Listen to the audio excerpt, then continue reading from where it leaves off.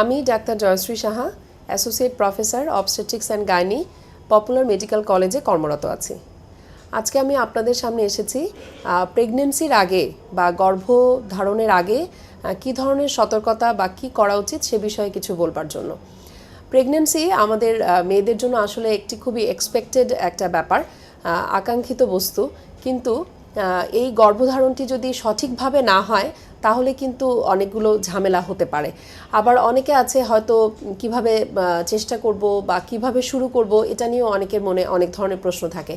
আসলে যখন একজন কাপল প্ল্যান করেন যে তারা প্রেগনেন্সি নেবেন, আমার মনে হয় প্রত্যেকেরই উচিত একজন গাইনি স্পেশালিস্ট কারোর সঙ্গে একটু পরামর্শ করে নেওয়া, যে বিশেষ করে যাদের ফ্যামিলি হিস্ট্রিতে থাকে বিভিন্ন ধরনের বড় ধরনের অসুখ, নন কমিউনিকেবল যে ডিজিজগুলো, যেমন ডায়াবেটিস, হাই প্রেশার বা হার্টের কোনো প্রবলেম, এ ধরনের কিছু থাকলে অবশ্যই আমার মনে হয়, বা ফ্যামিলিতে হয়তো কনজেনিটাল অ্যাবনর্মাল কোনো বেবি অথবা জন্মগত ত্রুটিযুক্ত কোনো বাচ্চা আছে, অথবা ফ্যামিলিতে হিস্ট্রি আছে দীর্ঘদিন ধরে বাচ্চা হচ্ছে না, অর্থাৎ ইনফার্টিলিটির প্রবলেম, অথবা কনসিভ করে গেলেও তার বারবার অ্যাবর্শন হয়ে যায়, এ ধরনের যদি কোনো ফ্যামিলি হিস্ট্রি থাকে তাদের আসলে উচিত হবে অবশ্যই একজন বিশেষজ্ঞ ডাক্তারের কাছে গিয়ে কিছু পরীক্ষা নিরীক্ষা করে চেক করে দেখে নেওয়া যে তাদের কোনো ধরনের সমস্যা কিছু আছে কিনা। সমস্যা কিন্তু হাজব্যান্ড ওয়াইফ দুজনেরই হতে পারে, হাজব্যান্ডেরও প্রবলেম থাকতে পারে, ওয়াইফেরও প্রবলেম থাকতে পারে। আমার মনে হয় দুজনের জন্যই আমরা কিছু ইনভেস্টিগেশন করে আসলে দেখে নিতে পারি বিফোর প্রেগন্যান্সি, কনসিভ করার আগেই। তো কনসিভ করার আগে যখন কোনো কাপল আমাদের কাছে আসেন তখন আমরা তাদেরকে আসলে হেলদি লাইফস্টাইলের ব্যাপারে কিছু পরামর্শ দিই। যেমন কারো যদি ওজন বেশি থাকে তাহলে আমরা ওজনটা কমিয়ে ফেলতে বলি, সেটা ডায়েটিং, এক্সারসাইজ এবং তার লাইফস্টাইল কিছু চেঞ্জের মাধ্যমে। আবার যদি ওজন খুব কম থাকে, যেমন 35 কেজি বা 30 কেজির চেয়েও ওজন কম, একটি অ্যাডাল্ট মেয়ের কিন্তু এত কম ওজনে প্রেগন্যান্সি নেওয়াটা একটু মুশকিল, তাদেরকে আমরা আবার একটু হেলদি ডায়েট খেয়ে অথবা ভালো খাবার দাবার খেয়ে তাদেরকে আমরা তাদের ইমিউনিটি বা তাদের নিউট্রিশনাল স্ট্যাটাসটা বাড়ানোর জন্য পরামর্শ দিয়ে থাকি। এরপর হলো তার যদি ব্লাড গ্রুপের একটা ব্যাপার থাকে, যে অনেক সময় দেখা যায় মেয়েদের ব্লাড গ্রুপ যদি বিশেষ করে নেগেটিভ গ্রুপ হয় তাহলে আমরা তাদেরকে কিছু ব্যাপারে সতর্ক করি। যেমন হাজব্যান্ড যদি পজিটিভ হন আর ফিমেল অথবা ওয়াইফ যদি নেগেটিভ গ্রুপ হন তাহলে আমাদের কিছু টেস্ট করিয়ে আসলে দেখতে হয়। তো অনেকের মনেই প্রশ্ন থাকে যে হাজব্যান্ড ওয়াইফ দুজনেরই ব্লাড গ্রুপ সেম, তাতে কি আমাদের কোনো প্রবলেম হবে কিনা। তাদের জন্য অ্যাডভাইস হচ্ছে এটাতে আসলে কোনো প্রবলেমই হয় না। Same blood group husband wife হলেও প্রেগন্যান্সি নিতে বা প্রেগন্যান্সি হবার পরেও কোনো অসুবিধা হয় না। তবে তাদের জন্য একটা প্রিকশন হচ্ছে হাজব্যান্ড কখনোই প্রয়োজনে ওয়াইফকে ব্লাড দেবেন না, এটুকুই তাদের জন্য ইনফরমেশন।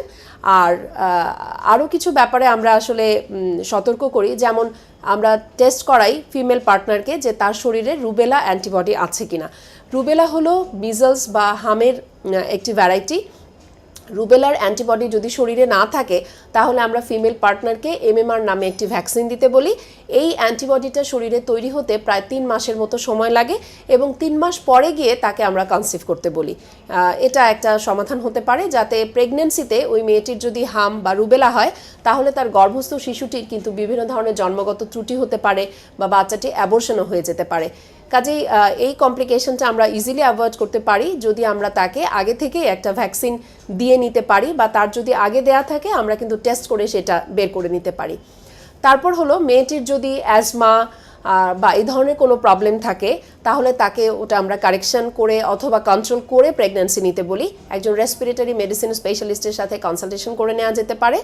তারপর তার যদি ডায়াবেটিস থাকে বা সে যদি ডায়াবেটিসের জন্য কোনো ধরনের ওরাল মেডিকেশন কিছু নিয়ে থাকে তাহলে সেটা কনভার্ট করে আমরা ইনসুলিন শুরু করতে বলি এবং তাকে ডায়াবেটিসটা কন্ট্রোল করে প্রেগন্যান্সি নিতে বলি। তারপর হচ্ছে তার যদি উচ্চ রক্তচাপ থাকে তাহলে উচ্চ রক্তচাপের জন্য আমরা বলে দিই যে ব্লাড প্রেশার কন্ট্রোল করে কনসিভ করার জন্য, এবং কনসিভ করার সঙ্গে সঙ্গেই তার কিছু কিছু ড্রাগস আমরা চেঞ্জ করে দিই যাতে করে হলো তার গর্ভস্থ বাচ্চাটি ভালো থাকে বা তার জন্য কোনো ক্ষতি যাতে না হয়, সেজন্য আমরা কিছু ওষুধ পরিবর্তন করে থাকি। এরপর আসি, যদি তার অ্যানিমিয়া বা রক্তশূন্যতা থাকে তাহলে সেটা অবশ্যই কারেকশন করে নিতে হবে, সেটা ওষুধের মাধ্যমে হোক, ইনজেকশনের মাধ্যমে হোক, অথবা শরীরে রক্ত ভরার মাধ্যমেই হোক। অ্যানিমিয়া কারেকশন করে যদি পেশেন্ট প্রেগন্যান্সি নেয় তাহলে কিন্তু তার পুরো প্রেগন্যান্সি টাইমটা ভালো কাটবে এবং সবশেষে সে কিন্তু একটি সুস্থ সুন্দর বাচ্চা জন্ম দিতে সক্ষম হবে। আমার মনে হয় দর্শক আমি চেষ্টা করেছি আপনাদের কাছে কমন প্রবলেমগুলো নিয়ে বলতে। তারপরেও যদি আপনাদের আরও কোনো কোয়েরি থাকে আপনারা অবশ্যই যোগাযোগ